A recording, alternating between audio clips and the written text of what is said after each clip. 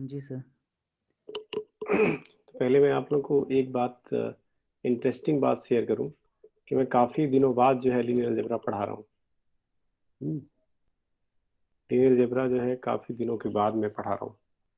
मतलब मैं पढ़ाना तो हमेशा चाहता हूँ, बट लेकिन ये है कि मतलब ये मेरा फेवरेट सब्जेक्ट्स है।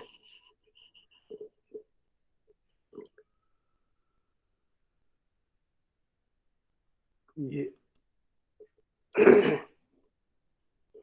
जैसे मेरे फेवरेट सब्जेक्ट्स क्या क्या हैं मैं आपको बताऊं। एक है जो अभी आपको बताया, मतलब लीनियर अलजेब्रा, मतलब मेरे फेवरेट्स में है। ठीक है। दूसरा complex complex analysis complex analysis. तीसरा real analysis.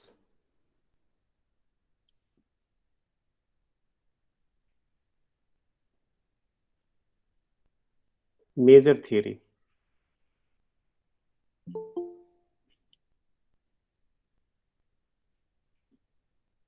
Measure theory, topology,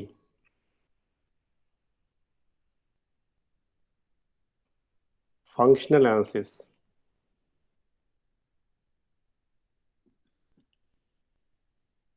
functional analysis. क्योंकि मुझे आपको ये पता होना चाहिए कि मुझे क्या पसंद है। फिर कनिका, मैं कुछ छोड़ छोड़ दिया। कनिका, कनिका सूद से पूछ रहा हूँ, कह रहा हूँ। Kanika, yes sir. मैंने कुछ छोड़ दिया, बहुत कुछ छोड़ दिया। क्या छोड़? Abstract abstract. सोच के बताइए क्या छोड़ दिया, जिसे सबसे पहले लिखना चाहिए था।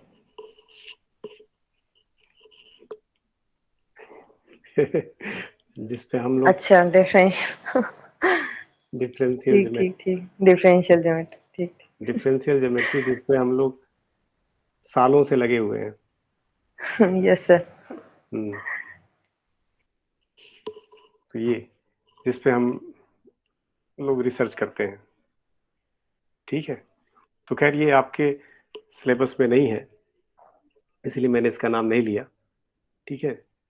लेकिन ये जो सब्जेक्ट है, इसके पीछे सारी चीजें चाहिए। ठीक है, ये सब चीजें चाहिए।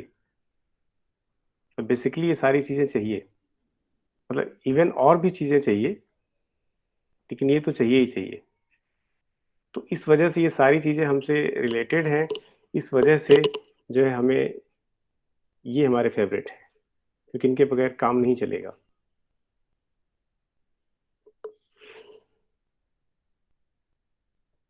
तो ये पर्पस था आपको बताने का कि हमारे मेरे लिए क्या फेवरेट है, मैं किसे ज्यादा पसंद करता हूँ।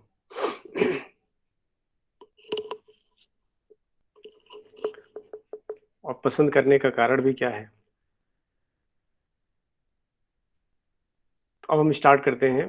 तो पहले एक तो देखिए, इसके पहले बुक्स के बारे में अच्छे से जान लीजिए। तो बुक्स जो स्कॉम सीरीज की है ना, वो तो बेसिक है और आपको पता होनी ही चाहिए। पहली फर्स्ट स्कॉम सीरीज।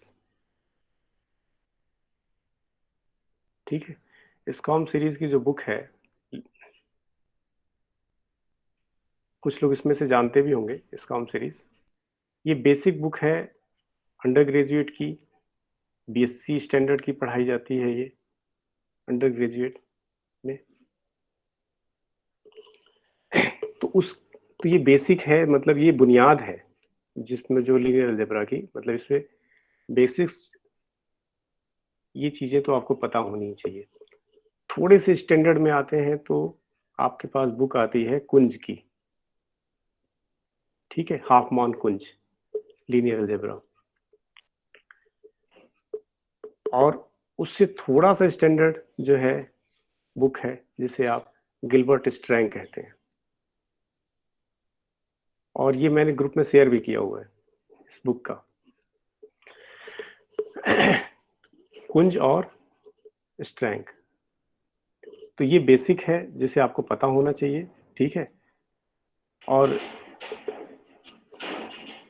ये दोनों जो है आपकी टेक्स्ट बुक है, मतलब खास करके मैं तो ये कहूँगा कि टेक्स्ट बुक में अगर आपके स्टैंडर्ड में कहूँ तो टेक्स्ट बुक जो है मैं कुंज टेक्स्ट बुक है, कुंज जो है टेक्स्ट बुक है।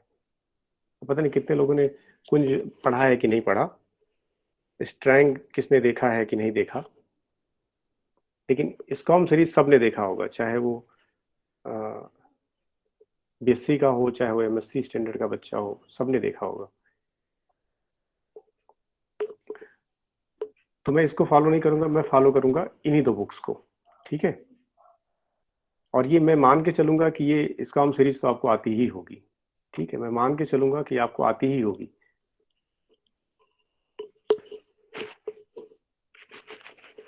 तो ये मेरी स्ट्रेटजी है। और मैं स्टार्ट करता हूँ कि पहले एक चीज, सबसे इंपॉर्टेंट चीज ये जानना जरूरी है कि लीनियर अलजेब्रा का आज के प्रेजेंट टाइम में यूज क्या है, लीनियर अलजेब्रा इंपॉर्टेंट क्यों है। मतलब लीनियर अलजेब्रा एक्चुअली मेरे जो रिसर्च फील्ड है डिफरेंशियल ज्योमेट्री, इसका भी बेसिक है, बेसिस है। कनिका कह सकता हूँ कि नहीं बेसिस है इसका। Yes sir. लीनियर अलजेब्रा जो है बेसिस है। तो लीनियर अलजेब्रा का प्रेजेंट टाइम में यूज क्या देखेंगे, मतलब कि तो खैर हो गया कि मैंने डिफरेंशियल ज्योमेट्री में बताया कि बड़ा यूज है, लेकिन इसके प्रेजेंट टाइम में कोई यूज बताएगा लीनियर अलजेब्रा का क्या यूज है। क्योंकि एक्चुअली सबसे सबसे बड़ी बात यह है कि अगर हम सब्जेक्ट के बारे में जाने ना तो हमारा इंटरेस्ट क्रिएट होता है। मतलब जैसे मैंने कहा ना कि मेरा फेवरेट है, तो ये इंपॉर्टेंट चीज है जानना कि कुछ कारणवश ये फेवरेट होगा। तो इसके बारे में जितना जानेंगे तो हमें इंटरेस्ट बढ़ेगा। तो इसके बारे में जानने से सीधे बेसिक पे नहीं आते, मतलब सीधे सीधे डिफिनीशन और चीज़ों पे नहीं जाने से अच्छा है कि पहले इस सब्जेक्ट के बारे में जाने, इसके इम्पोर्टेंस के बारे में जाने, वो इम्पोर्टेंट चीज़ है। तो पहला तो जो सबसे बड़ा इंपॉर्टेंट पार्ट दिखाई देता है आपको कि कल मैंने सिलेबस शेयर किया था इसका, तो किस यूनिट में है ये? यूनिट 1। यूनिट 1। और देखा आपने कितना कितना था ये? इतनी साइज तो रही होगी ना, इतना कम से कम इतना तो लिखा ही होगा है। यूनिट 1 में इतना तो लिखा होगा कम से कम, इतना इतना बड़ा पैराग्राफ तो लिखा होगा।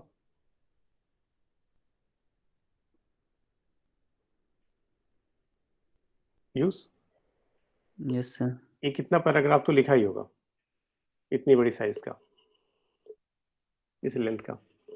Yes sir. और यूनिट 1 में और क्या था?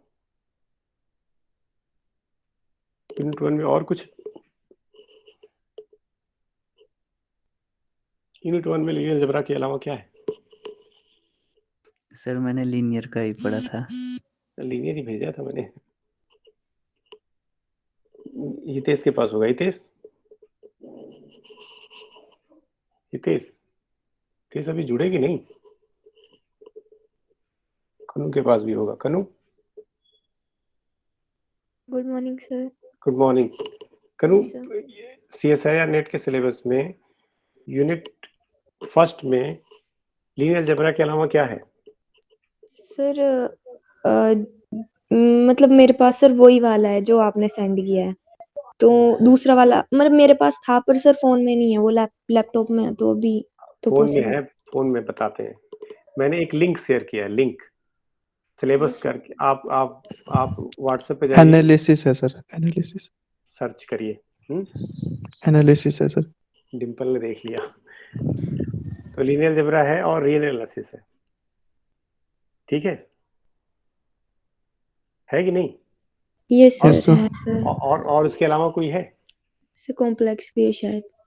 देखिए यूनिट फर्स्ट में टिम्पल, No, sir. कानू, टिम्पल कह रहे नहीं है। उससे कॉम्प्लेक्स एनालिसिस में नहीं होगा, नेक्स्ट में होगा शायद। मतलब मेरा बताने का उद्देश्य ये है कि कितना इम्पोर्टेंट है। यूनिट 1 में केवल 2 ही है। डिम्पल एग्री है इस Yes, बात sir. से? Yes, sir. मेरी बात से एग्री है? यूनिट 1 में केवल 2 ही टॉपिक है, एक रियल एक लीनियर। Yes, sir. तो सोच सकते हैं कितना इम्पोर्टेंट होगा। यूनिट 1 में केवल 2 ही टॉपिक है, एक रियल और एक लीनियर अलजेब्रा। Yes sir. मतलब सोचिए कि अगर आपको अगर लीनियर और रियल पता है तो यूनिट फर्स्ट कंप्लीट हो गया। ये बड़ी बात है, यूनिट फर्स्ट कंप्लीट हो गया 3 यूनिट में। तो एक तो जो तुरंत इंपॉर्टेंस दिखाई दे रहा है वो ये है कि लीनियर अलजेब्रा आपके नेट सिलेबस में कितना इंपॉर्टेंट पार्ट है ये। इसके अलावा और क्या यूज है? ये तो खैर कंपटीशन हो गया भाई, क्वालिफाई करेंगे इसके लिए, या नेट का सिलेबस हो गया, चाहे गेट के सिलेबस में इंपॉर्टेंट है कॉम्पिटिटिव एग्जामिनेशन के लिए। लेकिन इसके अलावा क्या केवल कंपटीशन पास करना ही उद्देश्य थोड़ी ना है। इसके अलावा क्या सर लीनियर सर्च इंजन्स वगैरह में भी शायद यूज होता है। Linear algebra? हितेश है कि नहीं? कहाँ गए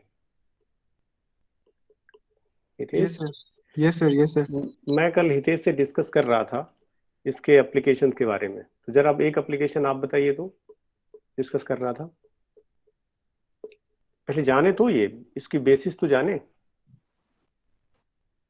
हितेश। सर लीनियर अलजेब्रा की? हाँ, लीनियर अलजेब्रा क्या सर इंपॉर्टेंस जैसे है? ये सर जो गूगल इंजन होता है ना, हम्म, जो सर्च इंजन होता है गूगल, उसकी जो एल्गोरिदम होती है वो उसी बेस पे होती है। टिम्पल क्या कहा इन्होंने, हितेश ने? सर इन्होंने कहा कि सर्च इंजन जो होते हैं उनकी एल्गोरिथम सर इसी बेसिस पे होती है कि मतलब लीनियर अलजेब्रा का यूज होता देखिए सबसे इम्पोर्टेंट चीज, हम लोग रोज गूगल सर्च करते रहते हैं ना। है। Yes sir. कितने लोगों ने ऐसा सोचा होगा कि भाई ये सर्च इंजन में जो हम टाइप करते हैं, ये इसके पीछे का मैकेनिज्म क्या है, इसके पीछे का मैकेनिज्म क्या है, इसकी जो एल्गोरिथम बनी है वो किस बेसिस पे बनी है, जिससे कि हमें आउटपुट होता है, आउटपुट आ रहा है। मतलब आपको इतना तो पता ही होगा कि हम कोई चीज अगर इनपुट करते हैं, ठीक है, कुछ इनपुट आपने डाला, उस पर कुछ लिखा, तो वो कुछ प्रोसेस होता है, समथिंग प्रोसेस होगा, फिर उसके बाद आपके पास आउटपुट आता है। भले वो कम बहुत जल्दी आ जाता है, आता है ना। Yes sir. गूगल पे आपने कुछ सर्च किया, इनपुट डाला, कुछ किया, उसको प्रोसेस किया, उसने प्रोसेस करने के बाद आपको आउटपुट शो किया। तो ये जो मैकेनिज्म है इसके पीछे, वो कौन सी एल्गोरिथम है और क्या है जिससे कि आपको ये आउटपुट आ जाता है, तुरंत सर्च कर लेते हैं। तो अगर आप उसके पीछे जाएंगे, आप जैसे, क्योंकि डेली की आदत है आपकी कि आप कुछ भी नहीं आएगा तो आजकल तो गूगल वॉइस के अकॉर्डिंग यूज करते हैं, आप गूगल वॉइस यूज कर रहे हैं, तो हो क्या रहा है कि आपने उसे कीवर्ड दिया, उसके बाद कोई तो मैकेनिज्म है उसके पास जो वो सारी चीजें सर्च करके वहां से ले आ रहा है, डेटा में से, पूरे डेटा बेसिस में से। है कि नहीं कोई मैकेनिज्म डिम्पल? Yes sir. तो कोई मैकेनिज्म है ना जिसके पीछे वो सारी चीजों को सर्च करके वापस ले आ रहा है आपको। तो वो मैकेनिज्म अगर उसके पास जाने तो उससे आपको पता चलेगा कि linear algebra is the basis for that algorithm. अब इससे बड़ा इंपॉर्टेंट आज की डेट में कोई चीज हो सकती है? जरा सोचिए, गूगल ना रहे तो काम चलेगा आज की डेट में? No sir. आजकल के बच्चों का तो काम नहीं चलेगा। तो कुछ भी नो करना सर। है तो वहीं से पूछना है कि क्वेश्चन सॉल्व करना है तो भाई बताइए कि इसका सोल्यूशन क्या होगा। तो ये जो सर्च है और डेली जो है, डे बाय डे जो इस पे काम हो रहे हैं कि आपको एक्यूरेट इंफॉर्मेशन दिया जाए। ठीक है, डेटा एनालिटिक्स कुछ इस तरह से की जा रही है कि आपको एक्यूरेट इंफॉर्मेशन दी जाए। मतलब अभी तो देखते हैं कि आप कुछ भी डालेंगे तो जो है लाखों करोड़ों जो है इंफॉर्मेशन अवेलेबल हो जाती है। लेकिन आप अगर देखेंगे तो उसमें देखेंगे कुछ इंफॉर्मेशन पहले आती है, कुछ इंफॉर्मेशन बाद में आती है। तो उनकी जो आज की डेट में उस पर भी काम किया जा रहा है, उस पर भी, कि आपके ऊपर इतना ज्यादा ना आए, आप जो चाहिए आपको वही आए। इस पर भी लोग लगे हुए हैं कि जो है कि कि हमें जो चाहिए वो भी आए। तो लीनियर अलजेब्रा और इसके अलावा लीनियर अलजेब्रा का यूज कहाँ नजर आता है आप लोगों को?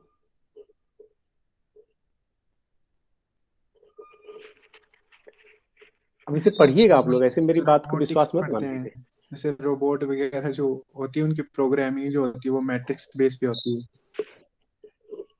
Yes, good good good good. और पीयूष? सर जैसे टावर से सर जो सिग्नल्स वगैरह जाते हैं सर, उसमें भी लीनियर ट्रांसफॉर्मेशन का use, eigen value very good vector. Very good very good. मतलब ये है कि अगर लीनियर अलजेब्रा का अगर इम्पोर्टेंस आप देखेंगे तो बहुत इम्पोर्टेंस है, ठीक है। क्योंकि इसके पीछे, लेकिन ये है कि केवल ये कह देना कि जो है कि भाई इसका यूज जो है गूगल सर्च इंजन में है, या इसके पीछे जो बेसिस है ये है, तो सिर्फ इतना काफी नहीं है।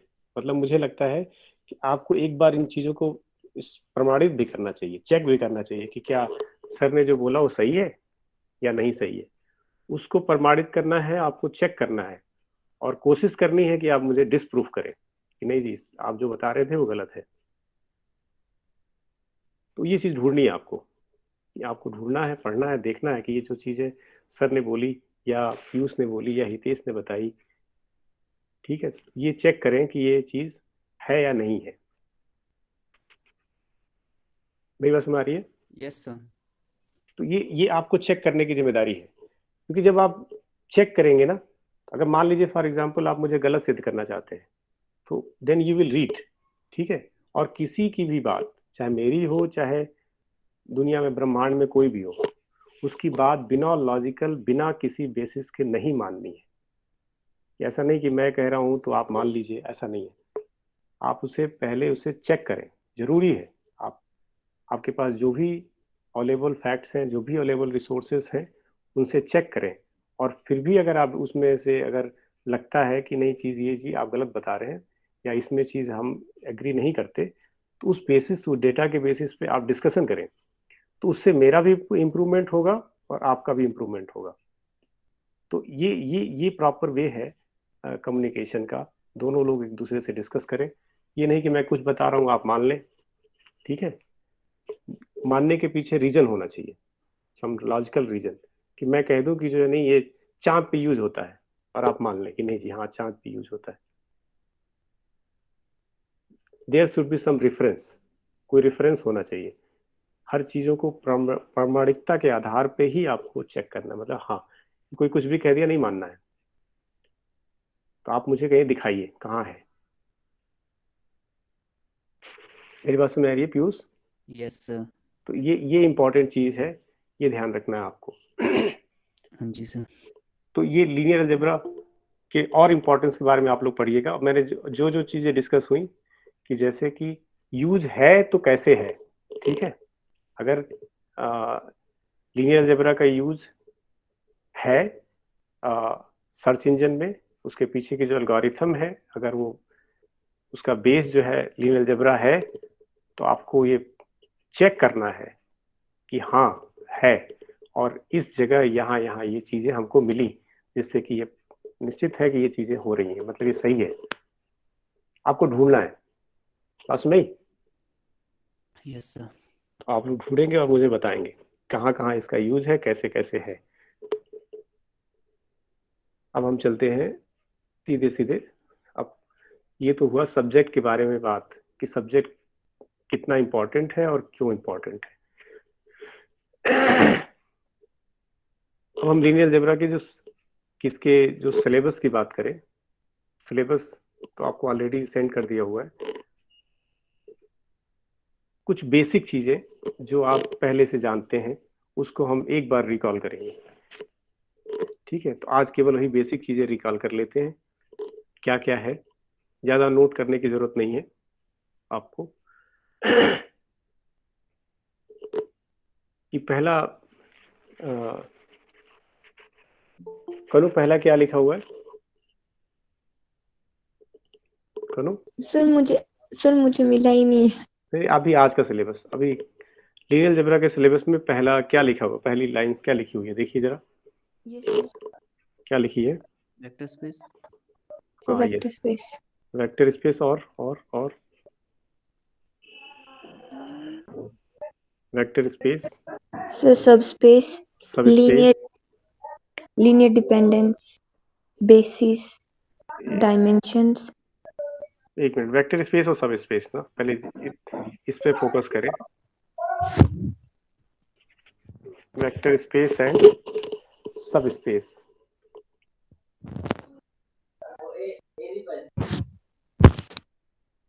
ठीक है। वेक्टर स्पेस और सब स्पेस ये है ना। तो मैंने पहले ही बोला कि जो स्कॉम सीरीज है वो मैं मान के चलता हूँ कि आपको आती है, ठीक है। तो स्कॉम सीरीज जो बेसिक बुक है आपकी वो उसे आपको पता है। तो वेक्टर स्पेस की पहले हमें इंपॉर्टेंट चीज क्या होता है जानने के लिए, कि सीधे वेक्टर स्पेस जानना चाहिए या इसके पीछे कोई बैकग्राउंड भी है, इसके पहले कुछ बैकग्राउंड भी है जिसे जानना चाहिए। ग्रुप। ग्रुप,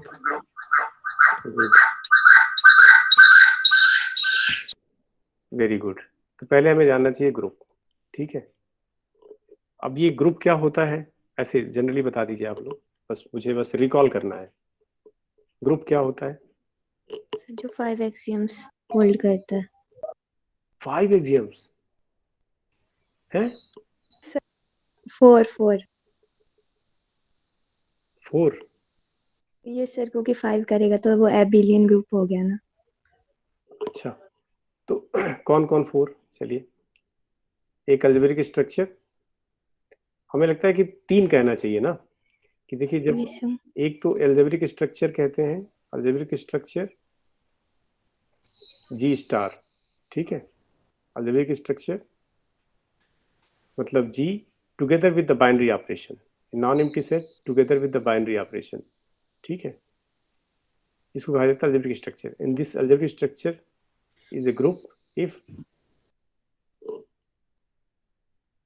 बोलिए, इफ, इट इज एसोसिएटिव।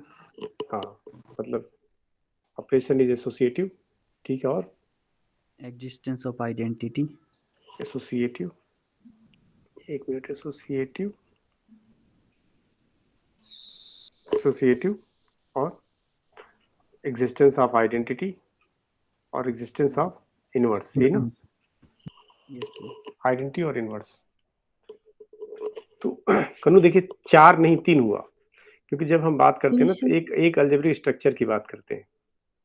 तो ये आपका बाइनरी ऑपरेशन पहले ही बोल दिया आपने, तो अगर इसको भी इंक्लूड करिएगा तो binary operation, associative, existence of identity और इनवर्स, ये 4 प्रॉपर्टीज अगर होल्ड करती है तो आप उसे ग्रुप कहते हैं, ठीक है। Yes sir. सो और मतलब जब हम ये स्टार बाइनरी ऑपरेशन इंट्रोड्यूस नहीं, कर देंगे तो हम वो क्लोजर प्रॉपर्टी नहीं मेंशन करेंगे। हाँ मेंशन करने की जरूरत नहीं है क्योंकि बाइनरी बता ही दिया आपने। Yes sir. उसके बाद उसके बाद अगर आपने एक कहा कि कम्यूटेटिव प्रॉपर्टी हाँ, होल्ड करेगा तो एबिलियन हो जाएगा। तो कम्यूटेटिव प्रॉपर्टी किसके रिस्पेक्ट में, इस ऑपरेशन के रिस्पेक्ट में, इस बाइनरी ऑपरेशन के रिस्पेक्ट में अगर कम्यूटेटिव प्रॉपर्टी भी होल्ड करता है तो आप उसे एब्लियन ग्रुप बोलते हैं, ठीक ना। Yes sir. ठीक, तो अभी ये बात कर रहे हैं, डिस्कस कर रहे हैं आप लोग जो है ग्रुप के बारे में,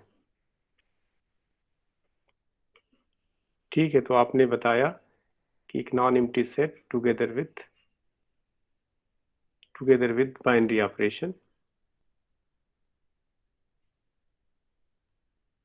ये ग्रुप कब फॉर्म करता है, जब ये ग्रुप के एग्जाम्स बताया आपने कि ये कंप्लीट करता है। एब्लियन ग्रुप बता दिया आपने, चलिए ठीक है। एग्जाम्पल्स बताइए, ये बड़ा इंपॉर्टेंट है। बड़ा इंपॉर्टेंट है ये ग्रुप है या नहीं, यस या नो, आंसर दीजिएगा। Yes, yes sir. Yes sir. इसको लिख दूं मैं, set of complex number with usual addition group है। Yes sir. यस।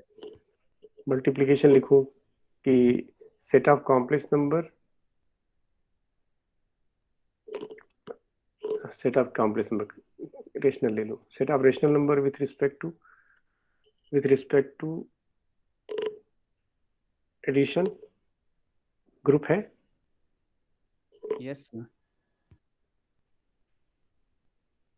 अब मुझे बताइए कि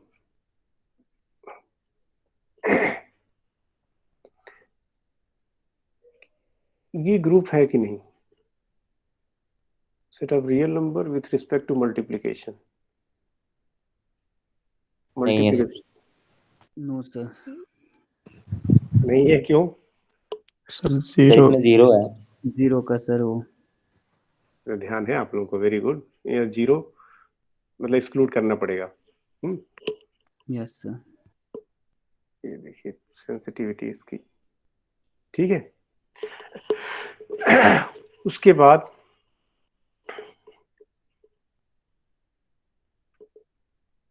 अब ये मान लीजिए सी ना, complex number with respect to multiplication, usual multiplication, इसके बारे में क्या बताएंगे आप? ग्रुप है या नहीं नहीं होगा है? सर, जीरो को एक्सक्लूड करना पड़ेगा। चलिए जीरो को एक्सक्लूड कर दिए, तब भी हो जाएगा। तब हो जाएगा सर। ठीक है, मतलब ये रेशनल नंबर को भी तभी बना पाएंगे जब इसमें जीरो एक्सक्लूड करना पड़े। Yes sir. ठीक, ओके। तो एक तो चीज आप लोगों ने रिकॉल की, बताई मुझे, ग्रुप। ठीक है, ग्रुप के बाद क्या बताना चाहेंगे? वेक्टर स्पेस सीधे? फील्ड। हाँ, ग्रुप के बाद बताना चाहेंगे आप फील्ड। पहले रिंग। फील्ड बताएंगे नहीं, मतलब बता रहा हूँ कि पहले कि आप ग्रुप रिकॉल कर लिया, ठीक है, पता चल गया अलजेब्रिक स्ट्रक्चर्स के बारे में, फिर उसके बाद आपने इसको एक्सटेंड करके फील्ड बताएंगे। फील्ड बताने के बाद मैं बता रहा हूँ कि आप जो कंपोजिशंस है, जिसे आप इंटरनल और एक्सटर्नल कंपोजिशन बोलते हैं, इसके बारे में बताएंगे। कंपोजिशन,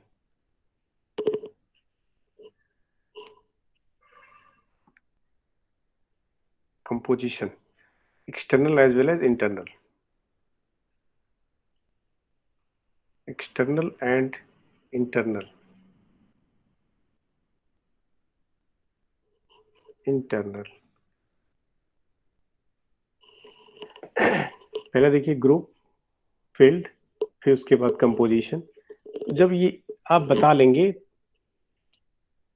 फिर आपको बताना चाहिए वेक्टर स्पेस। एग्री हैं आप लोग मेरी बात से? बोलिए। यस। Yes sir. उसके बाद आना चाहिए वेक्टर स्पेस, क्योंकि ये वेक्टर स्पेस के जो है ये इंग्रेडिएंट्स हैं। तो पहले तो आपको रेसिपी तैयार करनी पड़ेगी ना, तभी तो आप वेक्टर स्पेस से पहुंचेंगे। कि तो पहले ये इंग्रेडिएंट्स हैं जिनको आपको चाहिए, जिनको आपको रिकॉल करना है। अब चलिए फील्ड। फील्ड क्या होता है? फील्ड क्या होता है? सिंपली यहाँ पे ग्रुप में तो आपके पास एक बाइनरी ऑपरेशन था ना? Yes sir. यहाँ पे एक बाइनरी ऑपरेशन था, और फील्ड में आपके पास दो बाइनरी ऑपरेशंस होते हैं, non empty set together with two binary operation, और usually addition and multiplication, usual addition multiplication की बात कर रहा हूँ, ठीक है। With two binary operation, this and this, इको प्लस इको डॉट। प्लस के साथ बात करें, क्या करता है ये? Commutative group. एक मिनट, बस एक, कि फील्ड के बारे में बात करें तो F with two binary operation, this and this,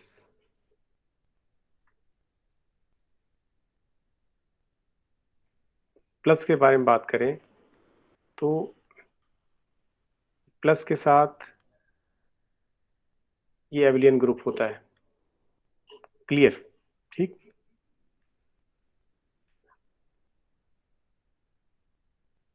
कनु, यस सर।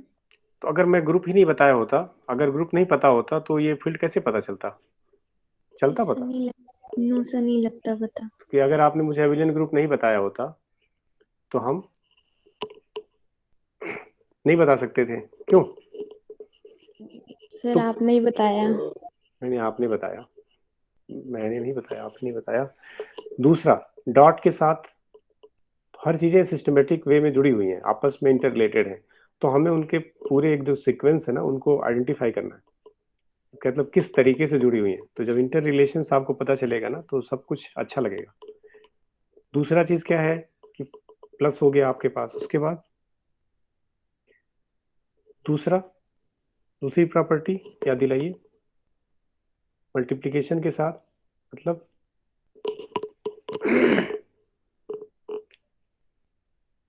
नॉन जीरो कर देता हूँ ना, यहाँ पे स्टार लगा देता हूँ, मतलब set of non zero element, मतलब इसमें से जीरो निकाल दिया। With respect to multiplication also abelian group, addition के साथ भी एब्लियन और मल्टीप्लिकेशन के साथ भी एब्लियन।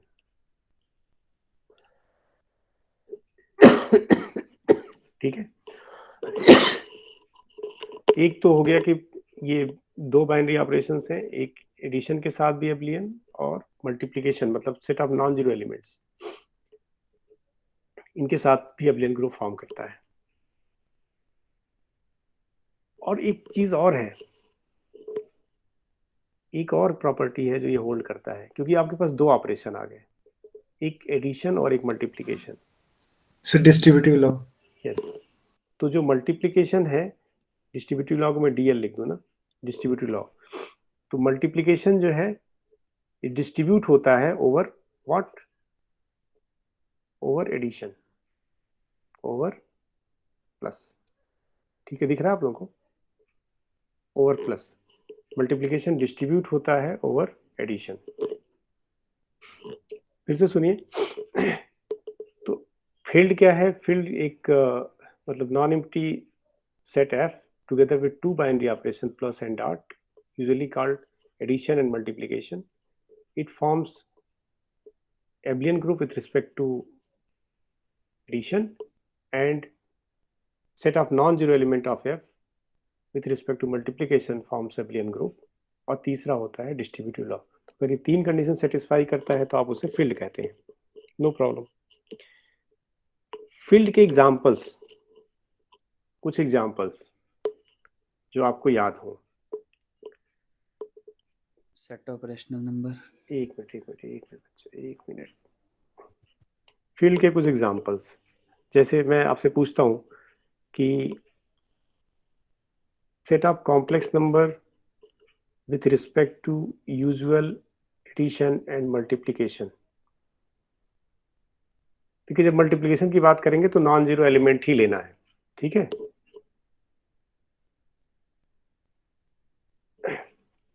ये फील्ड है, यस या no? Yes sir. Yes sir. Yes sir. तो जाहिर सी बात है, सी हो गया तो आर भी होगा, R plus dot real number, field है। Yes sir. ठीक है, अब थोड़ा सा जो पीयूष ने बोला था, set of rational number with respect to usual addition and multiplication, field है ये भी। ये बताइए जरा, एक सेट ऐसे दिया जाता है, Q√2 ऐसे लिखा जाता है, Q√2 with respect to usual addition and multiplication. इसको मैं ब्रैकेट कर दूं, ये फील्ड है। Q√2 एक्चुअली क्या होता है, आपको याद दिलाऊं? A plus root b, a हाँ, plus b, a plus b root 2। एक मिनट, ये is equal to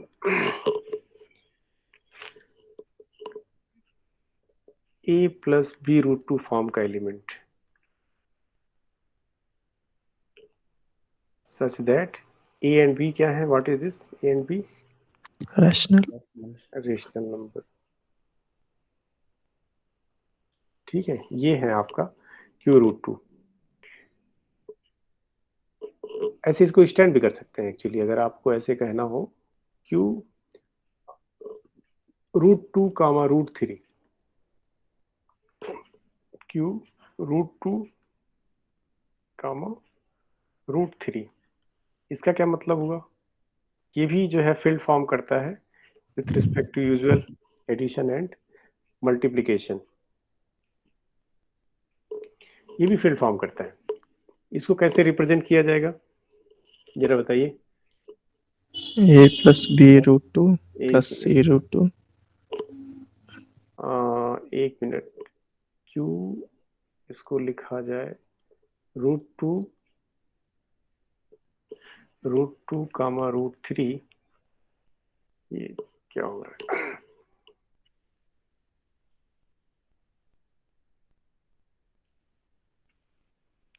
√2 is equal to A plus B√2 plus C√3 और प्लस प्लस D√6। D√6, और where A and B and C are belongs to rational. rational number। तो ये definition, ये भी आपका फील्ड है। एक और इम्पोर्टेंट फील्ड बताता हूँ। ZP। Yes yes yes yes, ये एक्चुअली इनको बताना इसलिए जरूरी है ना कि ये बहुत बार बार परेशान करते हैं ये ZP।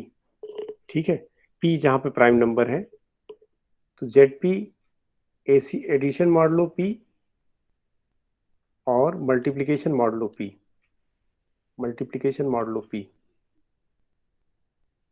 एडिशन मॉडलो P और मल्टीप्लिकेशन मॉडलो P, ये फील्ड फॉर्म करता है। तो ये चीजें आपको ना बेसिक आपको पता होना चाहिए कि ये दिखते ही पता चल जाना चाहिए ये फील्ड के एग्जांपल्स हैं। ठीक है, सारे फील्ड हैं, ये बेसिक एग्जांपल्स हैं जो आपको पता चलना चाहिए। ZP की कार्डिनलिटी कितनी होती है? P। हाँ, ZP की जो कार्डिनलिटी है वो है P।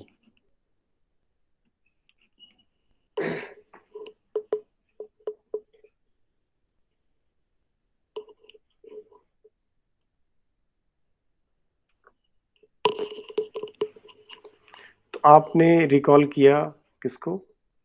आपने रिकॉल किया ग्रुप को। क्या हो रहा है ये? आपने रिकॉल किया ग्रुप को, फिर उसके बाद आपने रिकॉल किया फील्ड को। ये नेटवर्क इशू है या कुछ ऐसे ही है? फील्ड। अब आपको कंपोजिशन के बारे में बात करना है, जो ऑपरेशन है आपका इसके बारे में।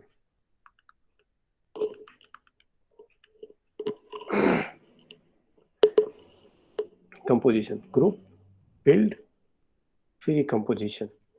कंपोजिशन आपके दो तरह के, एक तो आप कहते हैं इंटरनल कंपोजिशन और दूसरा कहते हैं आप एक्सटर्नल कंपोजिशन।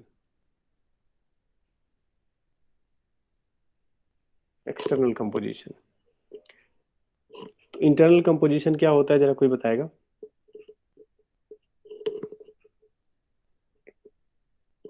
जिसमें हम सर सेट के ही दो एलिमेंट्स पे आपस में ऑपरेशन लगाएंगे और वो सेट में ही जाएगा। मतलब आपका कहना है कि ये है कि मतलब मान लीजिए कि मेरे पास एक सेट है X, ठीक, और आपने दो एलिमेंट लिए उस सेट के, ठीक है ना, अल्फा यस और बीटा दो एलिमेंट लिए उस सेट के, और ऑपरेशन यूज करने के बाद अल्फा स्टार बीटा भी उसी सेट में जाए, तो ये जो ऑपरेशन है उसे, ठीक है, इसे बोला जाएगा, आप इसे कह रहे हैं कि इसे कहा जाएगा, इस operation is called internal composition. ठीक, वेरी गुड। एक्सटर्नल कंपोजिशन के बारे में बात करें तो इसमें क्या होगा? इसमें सर एक दो सेट होते हैं सर, अलग अलग। दो सेट में से एलिमेंट उठाते हैं हम सर, एक एक करके। यस यस, मान लीजिए कि आपके पास एक सेट है एक्स है, एक दूसरा सेट है वाई। एक से लिया आपने ए और एक से लिया आपने वाई, ठीक है। Yes, तो जब आप इस पे ऑपरेशन यूज करें, कौन सा ऑपरेशन यूज करेंगे लेकिन आप? ठीक है, कौन सा ऑपरेशन यूज करेंगे आप? एक्स का सर, हम्म, एक्स का। अगर हम एक्स का सर ऑपरेशन, एक्सटर्नल कंपोजिशन लगा रहे हैं तो जैसे आप कह रहे हैं कि एक मिनट, जैसे कहा है ना इन्होंने कि दो ले लें, मतलब एक्सटर्नल कंपोजिशन। थोड़ा मैथमेटिकल बताऊं, मैथमेटिकली लिखूं तो ज्यादा ठीक रहेगा मुझे।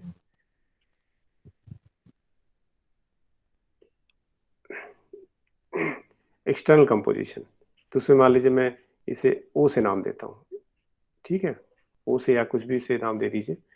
तो this is a function from v cross f2,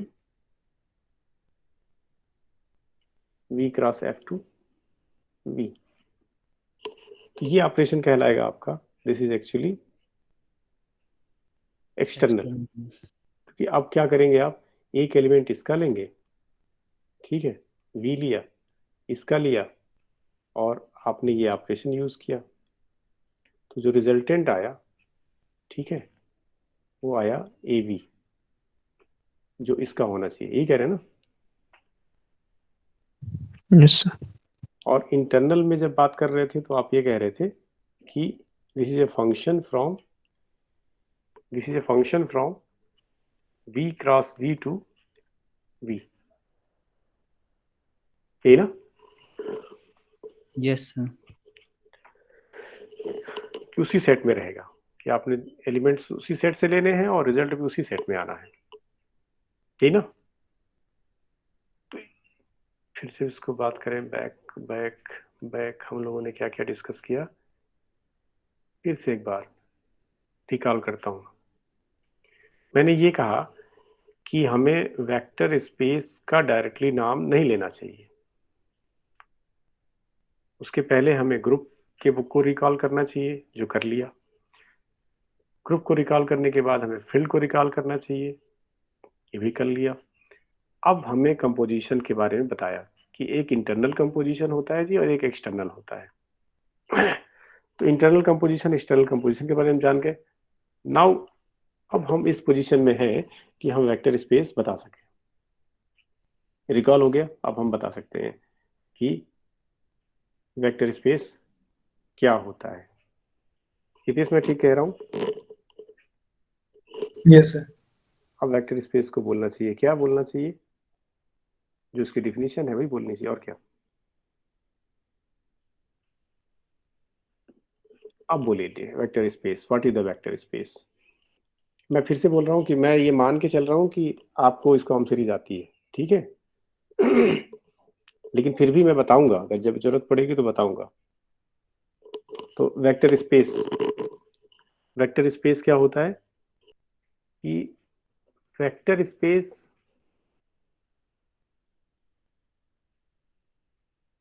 पहली जो चीज ये कि इसके जो एक ऐसा स्पेस, एक या स्पेस कहिए या सेट कहिए, ठीक है, एक ऐसा सेट जिसके इंग्रेडिएंट क्या होने चाहिए, जिसके इंग्रेडिएंट्स वेक्टर्स हैं, वेक्टर्स। जिसके इंग्रेडिएंट्स वेक्टर्स हैं, ठीक है, जिसके इंग्रेडिएंट्स क्या हैं, वेक्टर्स हैं, वेक्टर्स का कलेक्शन है ये, ठीक है। मतलब वेक्टर्स के कलेक्शन का ये सेट है ये, जिसको हम वेक्टर स्पेस नाम दे रहे हैं। तो पहली चीज तो क्लियर हुई कि वेक्टर के एलिमेंट का कलेक्शन है ये ना। Vector space the set of vectors, फिर सुनिए ध्यान से, the set of vectors, the set of vectors, the set of vectors, ठीक है, which satisfies certain axioms, यही ना? तो सेट ऑफ वेक्टर्स और ऑपरेशंस आपने क्या लेने हैं? वेक्टर्स तो बता दिया आपने, अब आपको ये भी बताना है कि कौन से ऑपरेशन यूज करेंगे आप। तो set of vectors together with two operations, एक वन प्लस और दूसरा डॉट। फिर सुनिए कि set of vectors together with two operations, addition and multiplication. तो ये एडिशन को कहा जाता है, this is actually vector addition. Simple addition नहीं है, ये सिंपल एडिशन नहीं है।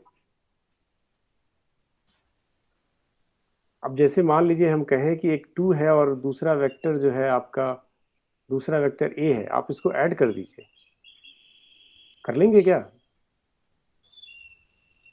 कर लेंगे इसको? No sir. नहीं कर सकते ना? नहीं कर सकते सर, एक वेक्टर एक स्केल है। हाँ, तो मतलब कि ये जो ऑपरेशन है वो वेक्टर एडिशन का है, इसको नाम दिया था वेक्टर एडिशन। इसका मतलब आप दो वेक्टर को ही ऐड कर पाएंगे, ठीक है, दो वेक्टर होंगे तभी आप उनको दूसरे को ऐड करेंगे और जो रिजल्टेंट आएगा वो आपका वेक्टर आएगा। एग्री? Yes sir. तो जो रिजल्टेंट आएगा वो आपका वेक्टर आएगा। अब आगे बात करें,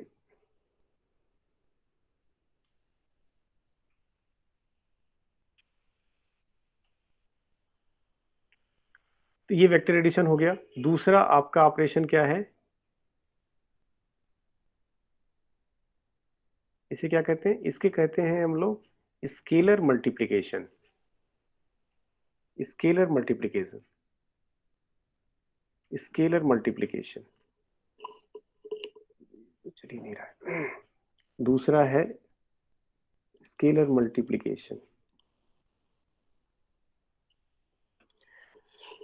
फिर से सुनिए कि V क्या है?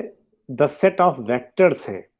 मैं बार बार इंसिस्ट कर रहा हूं, ये वेक्टर्स का कलेक्शन है ये जो, और ऑपरेशंस आपके पास दो हैं, एक वेक्टर एडिशन है, दूसरे को स्केलर मल्टीप्लिकेशन कहा जाता है। स्केलर मल्टीप्लिकेशन का मतलब क्या है कि हाँ, एक आपके पास स्केलर है और दूसरा आपका वेक्टर है, तो आप जब मल्टीप्लाई करेंगे तो ये वेक्टर आएगा, ठीक है, ये वेक्टर हो गया। एक्सटर्नल कंपोजिशन हो गया। हाँ, तो ये जो यहाँ पे वेक्टर एडिशन है ये आपका इंटरनल कंपोजिशन है और ये क्या है? एक्सटर्नल कंपोजिशन है, यही है ना? Yes sir. तो scalar multiplication as well as scalar multiplication and vector addition. अब फिर से एक बार इस चीज को फिर से करें कि set of vectors together with two operations, first is vector addition and second is scalar multiplication. Vector addition and second is scalar multiplication. एक को आप कहेंगे कि इंटरनल कंपोजिशन है और दूसरा आपका एक्सटर्नल कंपोजिशन है।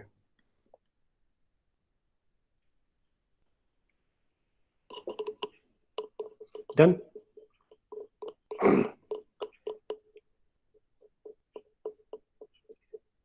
अभी देखिए कि जब हितेश बता रहे थे, हितेश ने बताया ना अभी जस्ट पहले, तो आपने नोटिस किया होगा, सबने नोटिस किया होगा कि सबसे पहला काम हितेश ने कहा कि भाई v प्लस डॉट है और जो ये कंडीशन सेटिस्फाई करता है।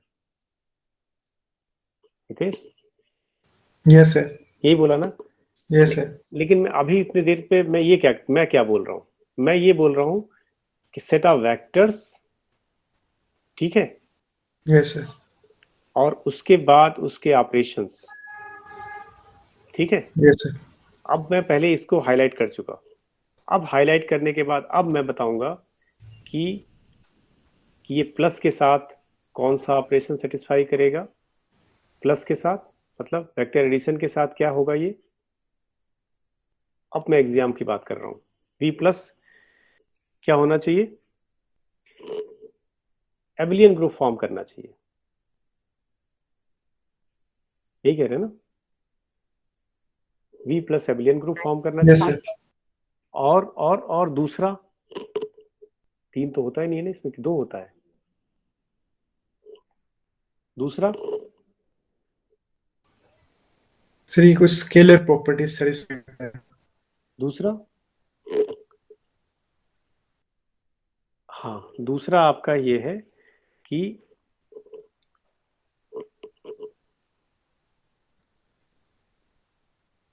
Scalar multiplication. एक minute, V dot satisfies scalar multiplication. तो इसके एक साथ क्या क्या है कि पहला ये है कि आप स्केलर को आप मल्टीप्लाई करें, ठीक है, वेक्टर के एडिशन में, तो डिस्ट्रीब्यूट हो जाता है। मैं यहाँ लिखूं, यहाँ लिखता हूँ ना, यहाँ लिखता हूँ तो ये लिखूं, मतलब जैसे पहला ये है, आप क्या कहते हैं, स्केलर को आप मल्टीप्लाई करें वेक्टर्स में, तो ए अल्फा प्लस डिस्ट्रीब्यूट हो जाता है a beta, as well as second number इसी तरीके से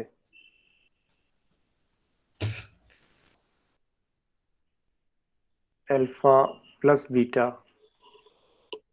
ये सेंसिटिविटी बहुत ज़्यादा है कि कम है, समझ नहीं आ रहा। ये बीटा, इसको आप लिख सकते हैं alpha A plus beta A, ठीक है, चाहे लेफ्ट से चाहे राइट से कर सकते हैं ना,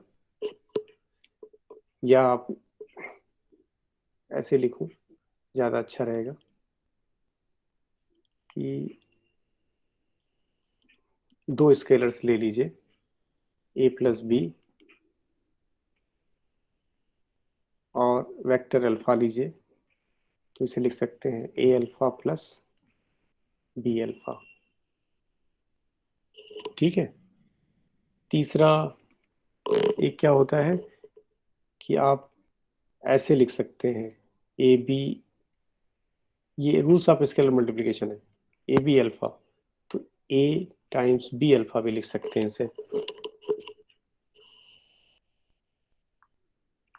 मतलब कि पहले मल्टीप्लाई करके स्केलर को वेक्टर मल्टीप्लाई किया जाए या कुछ इस तरह से किया जाए। और एक और बचा, क्या बचा, एक कि 1 से आप मल्टीप्लाई करेंगे अगर वेक्टर में तो वेक्टर चेंज नहीं होगा। तो फिर से सुनिए कि set of vectors with 2 operations, vector addition and scalar multiplication, ठीक है, is said to be vector space if it satisfies 2 axioms। पहला, प्लस के साथ जो है वेक्टर एडिशन के साथ वो एबिलियन ग्रुप होना चाहिए, वो V, और दूसरा मल्टीप्लिकेशन के साथ जो है स्केलर मल्टीप्लिकेशन के 4 लॉज हैं वो सेटिस्फाई करने चाहिए। ये जो 4 रूल्स हैं ये सेटिस्फाई करने चाहिए। यही बोल रहे थे आप हितेश? Yes sir. सही है। तो हमने रिकॉल कर लिया वेक्टर स्पेस को, ठीक है। और जाहिर सी बात है कि वेक्टर स्पेस रिकॉल किया है तो वेक्टर स्पेस का एग्जांपल भी हमें पता होना चाहिए। वेक्टर स्पेस का एग्जांपल, वेक्टर स्पेस का example,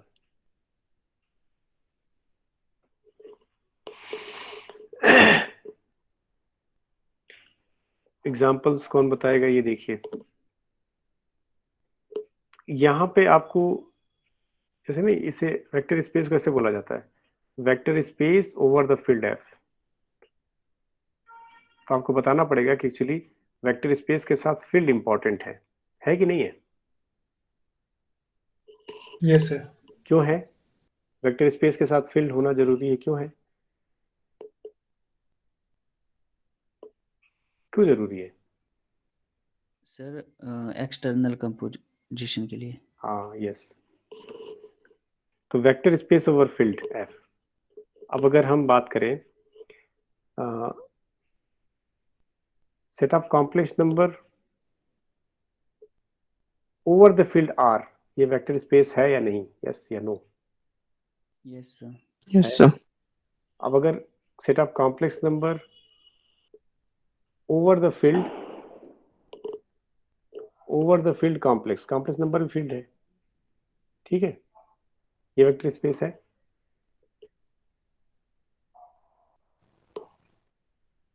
yes sir. Complex number over the field Q, ध्यान से देखिएगा, ये सब चीजें बड़े काम आएंगी आपके। Set of complex number over field Q, ये भी वेक्टर स्पेस है, ठीक है।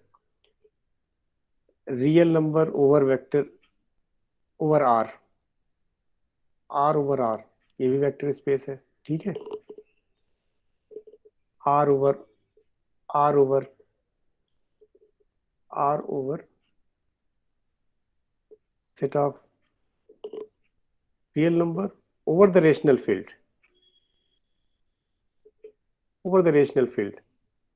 is it vector space? Of course it is vector space.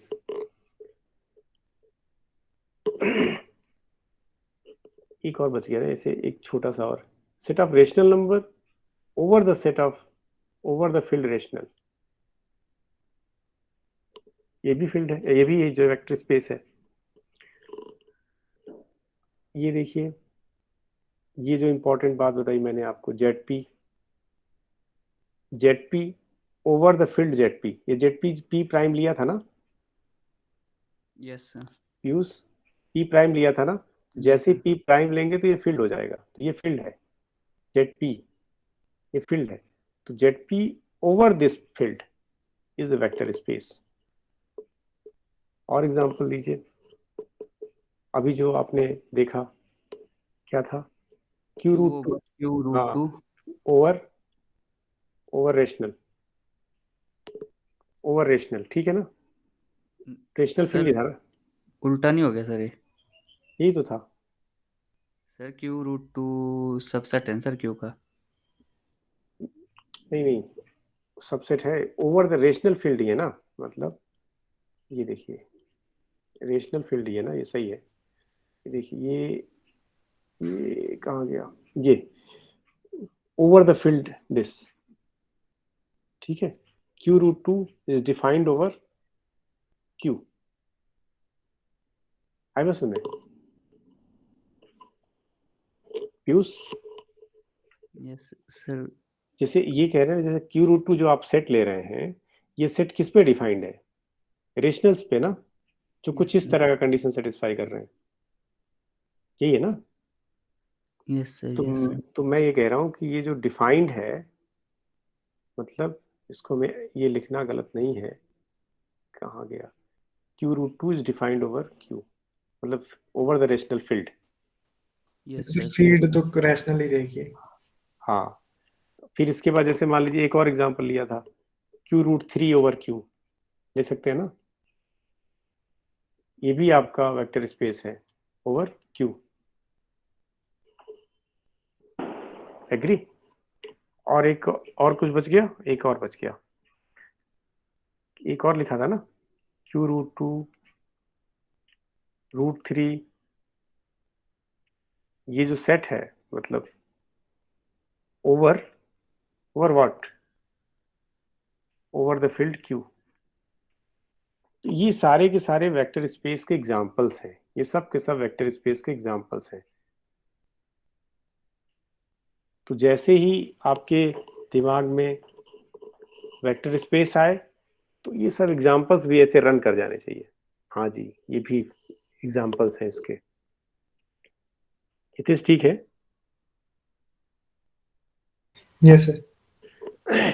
तो मैंने आपको बताया ग्रुप रिकॉल किया, दूसरा रिकॉल किया क्या, ग्रुप के बाद फील्ड के बाद हमने रिकॉल किया वेक्टर स्पेस के बारे में और इनके एग्जांपल्स को बताया कि आपको कैसे एग्जांपल्स इनके ध्यान में रखने हैं। मतलब जब भी कोई चीज कॉन्सेप्ट आए तो उसके साथ उसके एग्जांपल्स जो हैं एकदम क्लिक कर जाने चाहिए आपके दिमाग में।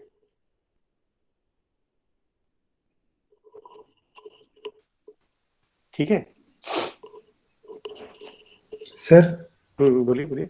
सर स्कॉम सीरीज में जब वेक्टर स्पेस की डेफिनेशन देते हैं ना, हम्म। तो वहां पे तो पहले ये होता है कि वो पहले प्लस के रिस्पेक्ट में अबेलियन ग्रुप होना चाहिए, फिर वो कुछ स्केलर प्रॉपर्टीज सेटिस्फाई करता है, उसके बाद डिस्ट्रीब्यूटिव लॉज भी हैं। यही तो है, बताया तो आपको, यही तो बोला, यही तो बोला।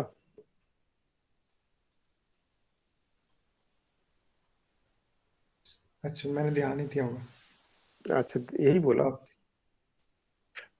वही बोला।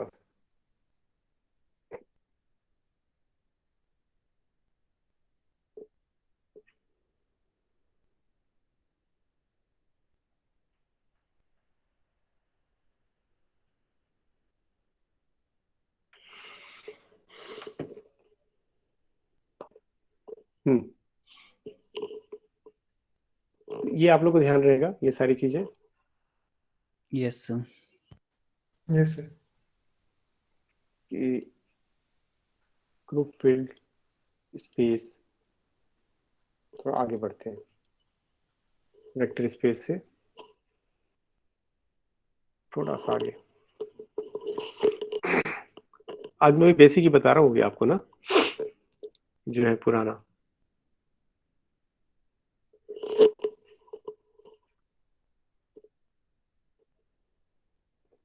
जैसे जीरो वेक्टर, ये जानते हैं आप लोग, ये zero zero over the field of complex, ये वेक्टर स्पेस है या नहीं? Is it vector space? मतलब ऐसे भी कह सकते थे, zero over over field R, R भी ले सकते थे। ओवर ओवर फील्ड जो है आप रेशनल भी ले सकते थे ना, तो ये वेक्टर स्पेस है। तो और भी ले सकते हैं जो भी चाहे। तो जीरो ये सर ये ओवर, फॉर्म करता है वेक्टर। ये सारे के सारे वेक्टर स्पेस हैं। क्यों? ये सारे के सारे वेक्टर स्पेस हैं।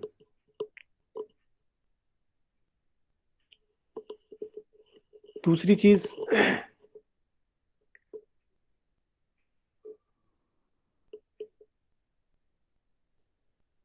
दूसरी चीज ये, जैसे एक बात बताइए, मैं कहूँ आपसे, ध्यान से देखिएगा, Q ओवर R ये वेक्टर स्पेस है? रुकिए मैं पूछता हूँ किससे, कोई निकेता, यस सर। ये वेक्टर स्पेस है? No sir. क्यों? सर फील्ड हमेशा हमें मतलब जैसे क्यू से कोई छोटा वो उसका वो लेना पड़ेगा। जैसे आर सर बड़ा सेट है ना। Very good, very good. आपका कहना ये है कि ये वेक्टर स्पेस नहीं है, नॉट वेक्टर स्पेस, ये वेक्टर स्पेस नहीं है। आपने रीजन क्या दिया कि जो आपको ये फील्ड लेना है, ठीक है, मतलब आपको प्रॉपर सब फील्ड लेना पड़ेगा, यही कह रही ना? Yes sir. मतलब कि आपने बड़ा इंपॉर्टेंट चीज बताई कि if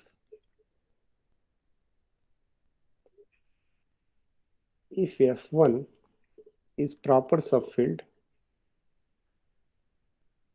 of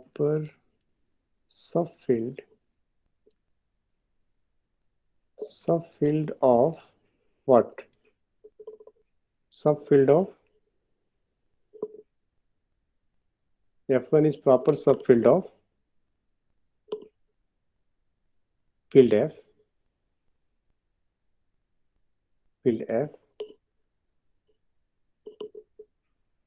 then F1 over F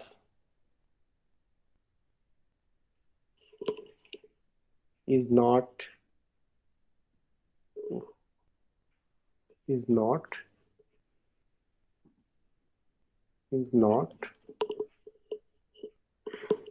a vector space,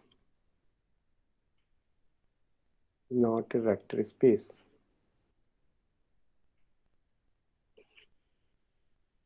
यही बोला ना आपने यस कि अगर ये जो है आपका प्रॉपर सब फील्ड रहेगा, क्योंकि ये प्रॉपर सब फील्ड है R का, तो इसलिए नहीं होगा। तो मतलब अगर हम use yes sir. Set of rational over Q√2 करें तब नहीं बनेगा सर। नहीं बनेगा। गुड। अगर ऐसे कहें हम लोग नेचुरल नंबर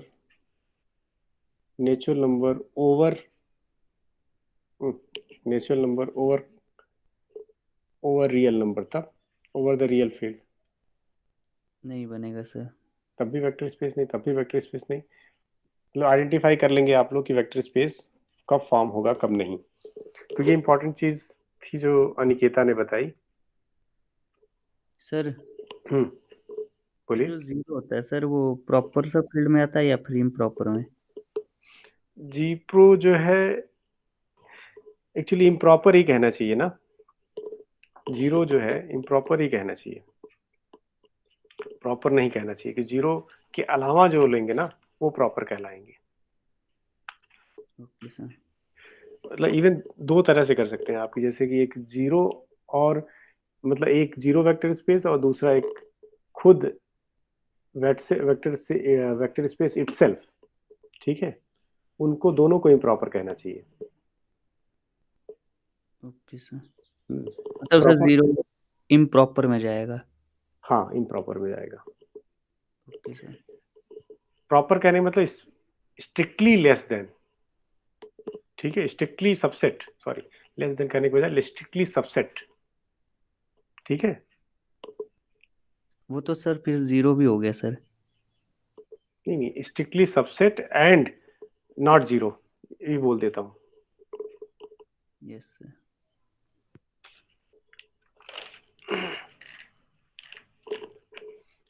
तो ये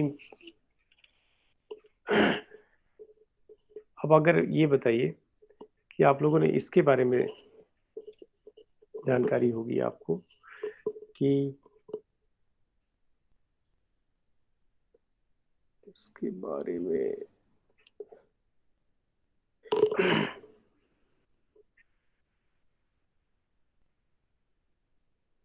कि जो ये m क्रॉस n लिखने का मतलब ये है the set of all matrices of order m cross n, ठीक है। Yes set sir. Of all matrices over the complex field, क्या ये वेक्टर स्पेस है?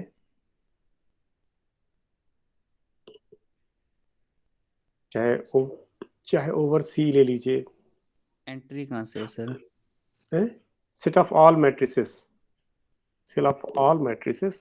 Of order m cross n over the complex field. मतलब इनका addition तो as usual matrix addition और matrix multiplication रहेगा, मतलब स्केलर मल्टीप्लिकेशन रहेगा मैट्रिसेस के लिए। ये वेक्टर स्पेस है? बोल नहीं रहे आप? सर ये डिपेंड करेगा ना सर कि मैट्रिक्स में जो एंट्रीज आ रही वो कहाँ से आ बोला तो कॉम्प्लेक्स है।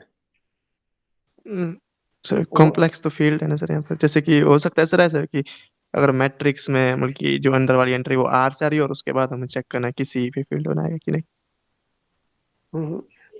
मैं ये कह रहा हूँ कि ये जो फील्ड है यस ये सर। आपका कॉम्प्लेक्स नंबर है, मतलब जो एंट्रीज आनी है वो वो सी सब से आएगी। सी से आनी है, तब तो पूरी सी बनेगा से, सर। पूरी सी से आनी है। यस मतलब सर। मैं ऐसे भी कह सकता हूँ, सारी एंट्रीज जो आनी है, जो एंट्रीज जो है, कोई भी नंबर आपका जो भी आएगा m क्रॉस n, अब ये रियल से आ रही है सारी entries over the field R. ठीक है, द सेट ऑफ ऑल, मतलब इसको मैं प्रिसाइजली पढ़ूं, the set of all matrices of order m cross n over the field R, ठीक है, with respect to vector addition as addition of matrices, ठीक है, and scalar multiplication as multiplication of scalars by a matrix. ठीक है, जहां addition का मतलब simple बता रहा हूं, मतलब आप दो मैट्रिक्स को जो ऐड करते हैं, और मल्टीप्लिकेशन मतलब scalar multiplication bye a matrix, and it is denoted by m cross n। ठीक है, ये ऐसे भी लिखते हैं एक्चुअली, इसे ऐसे भी लिखते हैं f m क्रॉस n, कई जगह पे कई आथर इसे ऐसे भी लिखते हैं, ओवरफील्ड f। ये नोटेशन समझ आया? Yes sir. तो ये नोटेशन क्यों, मतलब कि अगर set of all matrices over the real field, ठीक है, तो ये भी वेक्टर स्पेस है। आप चाहे रियल ले लीजिए, चाहे आप इनके ऐसे, the set of matrices m cross n, चाहे आप कोई भी ले लीजिए, फील्ड इनका रियल लीजिए, कॉम्प्लेक्स लीजिए, और क्या लीजिए, रेशनल ले लीजिए, या और क्या ले सकते हैं बच्चा, जेड ले लीजिए, और कोई फील्ड बताइए। Q√2। Q√2 ले लीजिए, ठीक है, Q√2।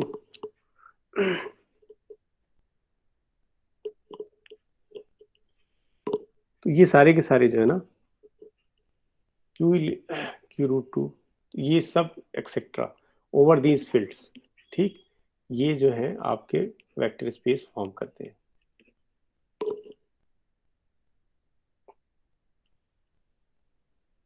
ठीक है ना, कोई दिक्कत?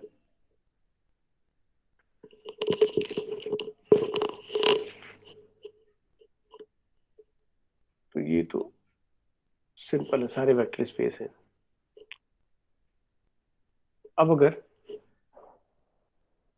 कुछ चीजें ऐसे हैं, जैसे कि कई जगह पे जो लोग लिखते हैं, ऐसे भी लिखते हैं कि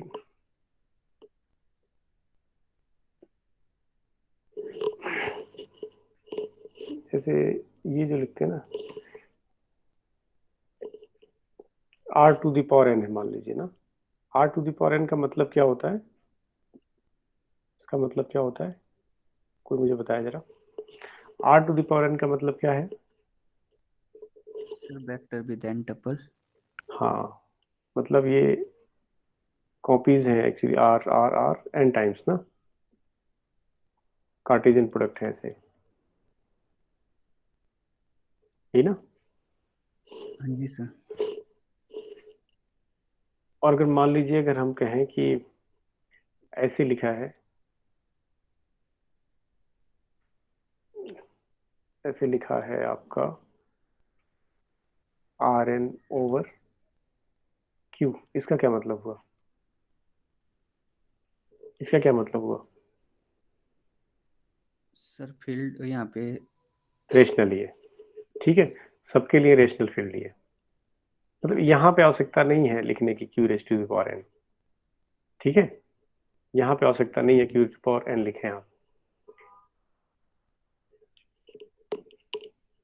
और कोई चीज बेसिक्स में बच गई हो तो याद दिलाइए जरा। Polynomial space. हाँ, यस यस यस यस, एक पॉलिनोमियल स्पेस, पॉलिनोमियल स्पेस के बारे में से आप ये ऐसे लिखते हैं, f(x) over field f,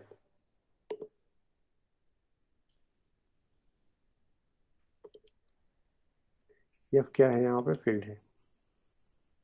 F is field, any field. the set of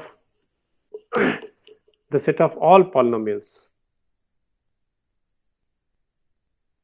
set of all polynomial in x, जिसके कोफिशिएंट्स कहाँ से आते हैं? फील्ड से, इस एफ से। और कुछ fx को हम ऐसे भी लिखें, ये लिखें fx is equal to set of all polynomial in x, so on, plus a1x plus a2x square plus plus plus plus plus so on, जहाँ पे a0 a1 a2 ये सारे के सारे किसके एलिमेंट हैं? फील्ड के। एफ के। ये ना, तो देखिए एक तो मैट्रिसेस का आपने एग्जांपल देखा, दूसरा आपका ये पॉलिनोमियल का होता है, ये भी वेक्टर स्पेस फॉर्म करते हैं। इस सेंस पे और इस पे एग्जांपल दिया जाए, जैसे ऐसे देखिए कुछ इस पे लिखा जाए। नोटेशन समझ में आ गया ना डिम्पल? Yes sir. जैसे हम कहें cx, इसका क्या मतलब? cx ओवर r, इसका क्या मीनिंग हुआ? तो कॉम्प्लेक्स पॉलिनोमियल की बात हो रही है ओवर द रियल फील्ड। तो ओवर द रियल फील्ड कहने का सेंस क्या है कि जो इसके कोफिशिएंट्स हैं पॉलिनोमियल के, वो कहां से आते हैं? रियल से। रियल से। डन। Yes sir. ये कॉम्प्लेक्स पॉलिनोमियल्स है जिनके जो कोफिशिएंट्स हैं वो रियल है। मतलब अगर लिखना हो तो कैसे लिखेंगे? यहाँ x ना लिख करके यहाँ पे एक्चुअली z लिख सकते थे, ठीक है? चाहते तो आप यहाँ z लिखते, तो ताकि आपको ज्यादा दिक्कत नहीं होती। ऐसे लिखते cz। कैसे लिखना होगा इसको? अगर लिखना होगा तो सेट के फॉर्म में, कोई बोले? Sir a sir naught a naught plus a a two naught Z plus a two Z के। हाँ बस a1z plus a2z square, a2z square plus plus plus such that ये सारे जो कोफिशिएंट है a0 a1, ये किसके एलिमेंट है? सर आर के। आर के। मतलब इसकी मीनिंग बता रहा हूँ, ये ध्यान रखिएगा। तो ये वेक्टर स्पेस है with respect to addition and scalar multiplication. अब जैसे हम यही कहते, अगर यही बात करते, अगर हम ये कहते कि set of complex number polynomial, set of complex polynomials, और फील्ड आप ले लेते कॉम्प्लेक्स ही ले लेते, इस बार कोफिशिएंट कॉम्प्लेक्स हो जाते, तब भी ये वेक्टर स्पेस होता, तब भी ये वेक्टर स्पेस होता। रेशनल ले लेते तब भी ये वेक्टर स्पेस होता, ठीक है कि नहीं? Yes sir. लेकिन अगर जेडपी की बात करें तो कुछ जेडपी ऐसे लेते, तो जेडपी लेते अगर आप तो क्या लिखते? जेडपी एक्स, ठीक है, और फील्ड क्या लेते? जेडपी, तेरी वेक्टर स्पेस हो जाता, है कि नहीं? Yes sir. तो ये एग्जांपल्स हैं पॉलिनोमियल्स के लिए। ये देखिए, जैसे मान लीजिए थोड़ा सा छोटा ले लिया जाए, Q x over x, sorry x कह रहे हैं, मतलब ओवर क्यू, मतलब polynomial, rational polynomial over the field Q, over the field rational, vector space है कि नहीं? Yes sir. ठीक है, चलिए अब आप लोग ये भी समझिए, ये भी। और कुछ छूटा जरा याद करिए। Sir vector space of functions. Vector space of functions.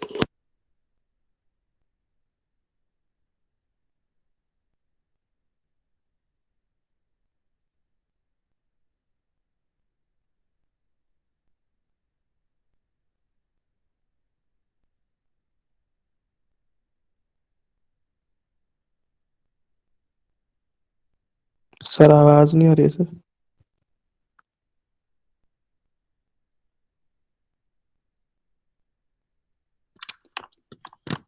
Hello, आ रही आवाज? Yes sir. मैं ये कह रहा था कि ये जो पॉलिनोमियल अभी हमने लिखा, द सेट ऑफ पॉलिनोमियल्स, ये इसकी डिग्री कितनी है? इस पॉलिनोमियल की डिग्री कितनी है? Not exist. Not defined sir. ठीक है, तो लेकिन ऐसा भी तो हो सकता है जिसके पॉलिनोमियल की डिग्री डिफाइंड हो। ऐसे भी तो हो सकता है। Yes sir. यस। तो मतलब ऐसे पॉलिनोमियल का कलेक्शन लीजिए, ऐसे सेट ऑफ पॉलिनोमियल्स लीजिए जिनका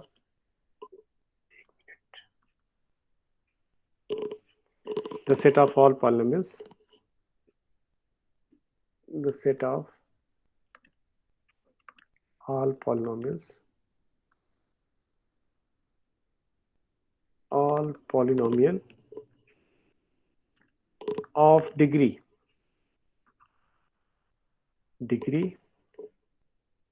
up to what? Up to n in x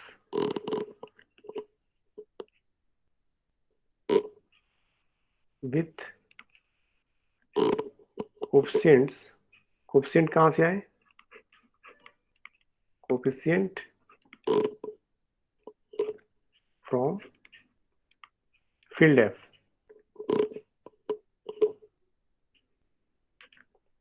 from any field f, any field f is a vector space. Vector space, ये सब प्रूफ कर सकते हैं कि इस वेक्टर स्पेस है कि नहीं है। इस वेक्टर स्पेस ओवर, और इसको डिनोट कैसे करते हैं डिग्री के लिए? F P N F, N degree polynomial. ठीक है, डन। चाहे रियल हो, चाहे कॉम्प्लेक्स फील्ड लीजिए, चाहे रेशनल लीजिए, चाहे जेडपी ले लीजिए, ये सब के सब जो है वेक्टर स्पेस फॉर्म करेंगे। और अगर आपको वेक्टर स्पेस प्रूफ करना चाहते हैं तो आपको करना क्या होगा? आपको बस वही दो कंडीशन प्रूफ करनी होती है कि दोनों एग्जाम सेटिस्फाई करता है, वेक्टर एडिशन और स्केलर मल्टीप्लिकेशन के रूल्स, 4 रूल्स। अभितेश कहाँ गए? Yes sir. अब जरा रिकॉल करिए सारा पूरा, क्या क्या मैंने बताया।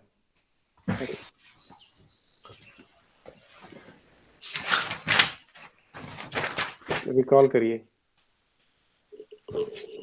सर हेलो, आवाज आ रही है ना सर मेरी? आ रही, बताइए। ओके सर, पहले आपने डिस्कस किया ग्रुप, उसके बाद फील्ड, ठीक है, उसके बाद कंपोजिशंस बताई कि एक्सटर्नल कंपोजिशन क्या होती है, इंटरनल कंपोजिशन क्या होती है। ठीक है। Yes sir. तो सर फिर बस एक मिनट, मैंने ग्रुप, फील्ड और कंपोजिशन क्यों बताई? सर वेक्टर स्पेस तक पहुंचने के लिए। ठीक है, अब बताइए आगे। Yes sir. सर इसके बाद आपने फील्ड के एग्जांपल्स बताए, ठीक है, एग्जांपल्स ऑफ फील्ड बताए। सर इसके बाद आपने जो है वेक्टर स्पेस की डेफिनेशन बताई, जो मेन डेफिनेशन है। अच्छा, set of vectors together with two operation, addition and multiplication, ठीक which है। satisfy the following axioms. 2 axioms. Yes sir, 2 axioms. ये एडिशन, वेक्टर एडिशन के साथ एबेलियन ग्रुप होना चाहिए, और और डॉट दूसरा जो है स्केलर। हाँ 4 रूल्स स्केलर मल्टीप्लिकेशन सेटिस्फाई करने चाहिए। Yes sir. और ये सर इसके बाद आपने एग्जांपल्स ऑफ वेक्टर स्पेस बताए। ठीक है। ये सर। और sir examples of vector space में ये जो स्क्रीन पे भी दिख रहे हैं, ये सर। सर इसमें जैसे क्या फिर बता इसमें ये क्या बताया बता कि क्यू ओवर आर है, जैसे ये वेक्टर स्पेस नहीं बनाता, और क्यों नहीं बनाता है, इसका रीजन जैसे ये है कि प्रॉपर सबफील्ड होना चाहिए वो। ठीक है। और ये सर। सर इसके बाद और आपने ये यही बताया कि पॉलिनॉमियल स्पेस बताया, फिर मैट्रिक्स स्पेस बताया। ये सर। पॉलिनॉमियल वाला कहाँ चला गया? मैट्रिसेस वाला कहाँ गायब हो गया क्या ये? सर आई थिंक क्लियर कर दिया आपने। अच्छा, हाँ जी। वो दिख ही नहीं रहा कहाँ गया। चलिए कोई बात नहीं। अब इसमें आप लोग को जो डाउट्स हो वो पूछिए, जो आप लोग को समस्या हो वो पूछिए। कोई जो चीज़ें आपको इसमें कुछ चीज़ें ऐसी हो जो आपको क्लियर ना हुई हो वो बताइए। इसके बाद हम लोग इसको कंटिन्यू करते रहेंगे। तो पुराना रिकॉल कर रहे थे अभी ना।